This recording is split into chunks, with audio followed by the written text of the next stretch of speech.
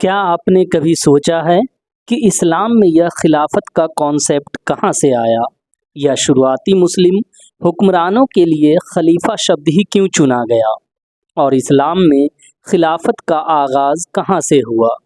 تو آئیے آج ان سب چیزوں کے بارے میں جانتے ہیں۔ شروعات ہم خلافت لفظ کے معنی سے کرتے ہیں۔ اسلام میں خلافت کا مطلب اللہ تعالیٰ کے قانون کے مطابق قائم کی جانے والی حکومت ہے۔ وہ حکومت جو دنیا اور آخرت میں انسانوں کو کامیابی عطا کرنے کی ذمہ داری لیتی ہے۔ یہ ظلم و ناانصافی کی گندگی کو صاف کرتی ہے، امن اور انصاف قائم کر کے دنیا کو جنت بنا دیتی ہے۔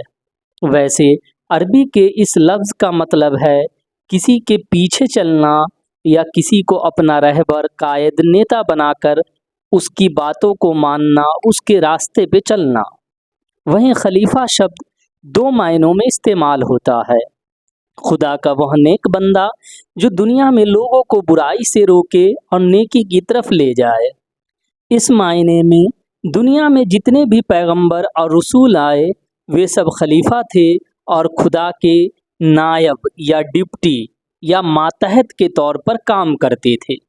یہی وجہ ہے کہ قرآن پاک میں حضرت آدم اور حضرت داؤد علیہ السلام کو خلیفہ کے نام سے یاد کیا گیا ہے۔ اس کا دوسرا مطلب یہ ہے کہ وہ انسان جو کسی پیغمبر یا نیک انسان کی موت کے بعد اس کے مشن کو آگے بڑھاتا ہے، اس کے کام کو آگے بڑھاتا ہے، اس کے نقش قدم پر چلتا ہے۔ جیسے پیغمبر محمد صلی اللہ علیہ وسلم کی وفات کے بعد حضرت ابو بکر اور حضرت عمر خلیفہ بنے۔ امید ہے کہ خلیفہ اور خلافت کے بارے میں آپ لوگوں کو اب سب کچھ سمجھ آ چکا ہوگا۔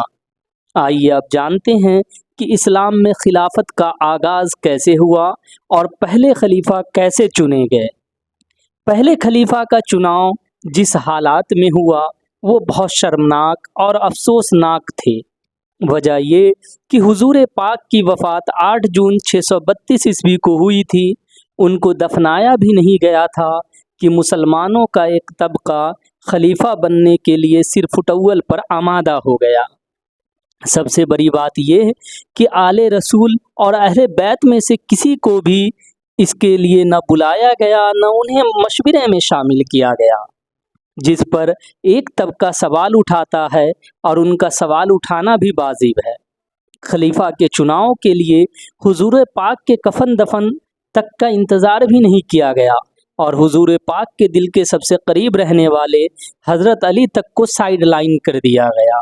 خیر، ہمارا مطلب کسی طرح کی کنٹروورسی پیدا نہیں کرنا ہے، لیکن جو سوال اٹھتے ہیں اس کے بارے میں بتانا ضروری ہے۔ اب آئیے جانتے ہیں کہ کیسے پہلے خلیفہ کا چناؤ ہوا۔ حضور پاک اپنی قوم کو لے کر بہت فکر مند تھے۔ ان کو وحی کے ذریعے خدا ساری حالات سے واقف کرا چکا تھا۔ ان کو پتا تھا کہ مسلمانوں کے بیچ ایسے لوگ بھی موجود ہیں جو نام کے مسلمان بنے ہیں، یعنی منافقین کا ایک طبقہ۔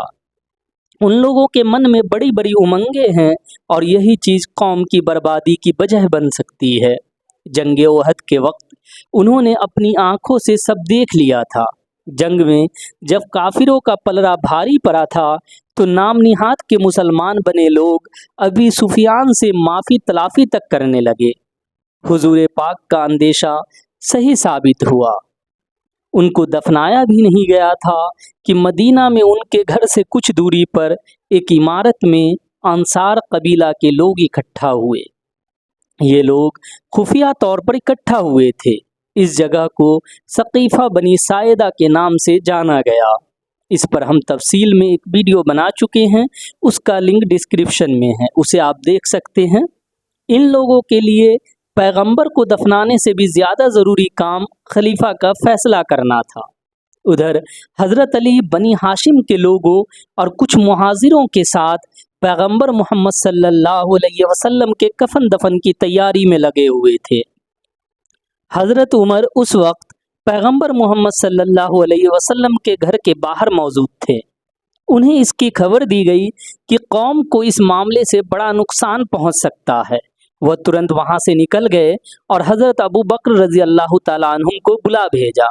शुरू में अबू बकर रज़ी अल्लाह ताला अन्हुम ने आने से मना किया, लेकिन जब पता चला कि मामला कितना संगीन है तो वह भी रवाना हो गए।